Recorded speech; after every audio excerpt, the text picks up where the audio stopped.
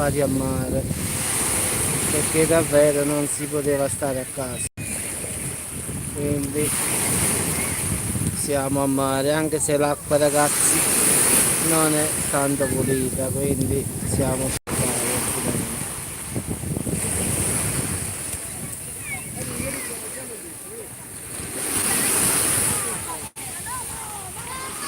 La macchina della spiaggia è abbastanza piena, ragazzi. L'acqua lascia un po' da desiderare oggi, però meglio stare in acqua, ragazzi, che a casa.